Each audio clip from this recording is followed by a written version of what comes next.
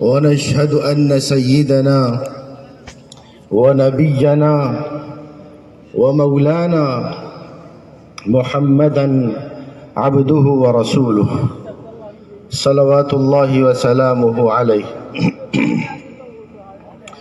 أما بعد، فقد قال الله تبارك وتعالى في القرآن الكريم والفرقان المجيد: أعوذ بالله من الشيطان الرجيم، بسم الله الرحمن الرحيم. ولا تهنوا ولا تحزنوا وأنتم الأعلون إن كنتم مؤمنين. يا أيها الذين آمنوا ادخلوا في السلم كافة. صدق الله مولانا العظيم. قرآن حکیم میں اللہ رب العزت نے ارشاد فرمایا کہ تم غمزدہ مت ہو، کمزور مت ہو، تم ہی سر بلند رہو گے انشاءاللہ اگر تم مومن ہو۔ یقیناً ایمان کی دولت اس دنیا کی سب سے عظیم دولت ہے۔ رسول پاک علیہ الصلاۃ والسلام اس دنیا میں تشریف لاتے ہیں اور قرآن حکیم کا نزول ہوتا ہے۔ اس دنیا میں بسنے والے تمام انسانوں کی ہدایت کے لیے اور محبت اور اخوت کو عام اور تام کرنے کے لیے اللہ رب العزت نے جو کتاب ہدایت ہم سب کو عطا فرمائی ہے، وہ کتاب ہدایت قرآن حکیم ہے، جس کو اللہ رب العزت نے حضرت جبرائیل علیہ السلام کے توسط سے حضرت محمد مصطفیٰ صلی اللہ تعالی علیہ وسلم کے قلب اطہر پر نازل فرمایا۔ یقیناً یہ وہ کتاب عظیم ہے جو قوموں کے عروج اور زوال کی فیصلہ کرتی ہے۔ یہ وہ قرآن حکیم ہے جس کی قسمیں خود خالق کائنات نے کھائی ہیں۔ یہ وہ قرآن کریم ہے کہ جس امانت کو اٹھانے کے لیے پہاڑوں نے، زمین نے، آسمان نے انکار کر دیا تھا۔ اِنَّا عَرَضْنَا الْأَمَانَةَ عَلَى السَّمَاوَاتِ وَالْأَرْضِ وَالْجِبَالِ فَأَبَيْنَ أَن يَحْمِلْنَهَا وَأَشْفَقْنَ مِنْهَا وَحَمَلَهَا الْإِنسَانُ۔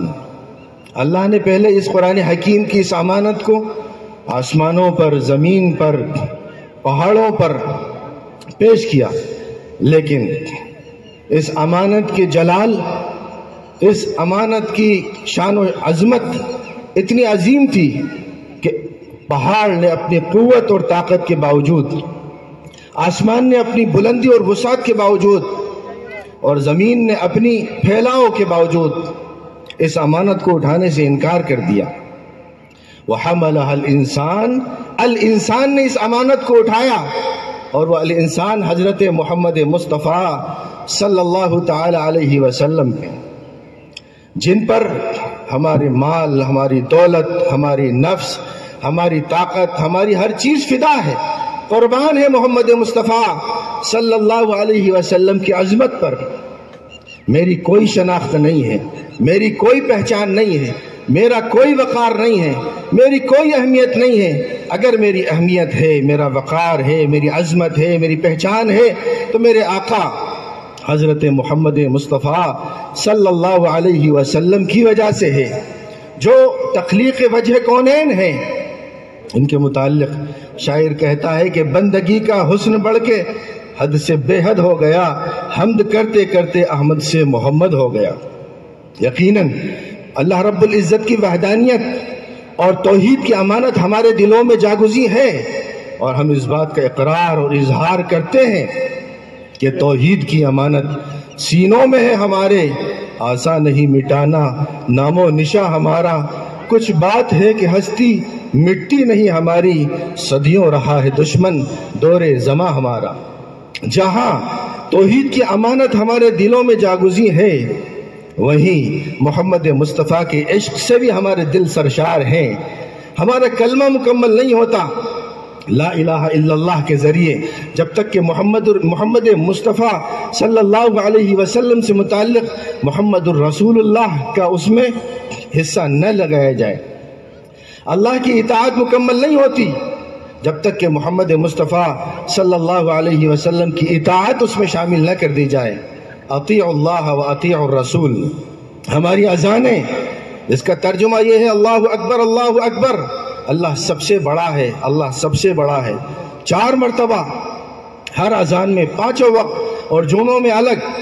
پوری دنیا میں کوئی ایسا وقت نہیں گزرتا کہ جس وقت کی اذان نہ دی جاتی ہو اور اللہ کی کبریائی کو بلند نہ کیا جاتا ہو۔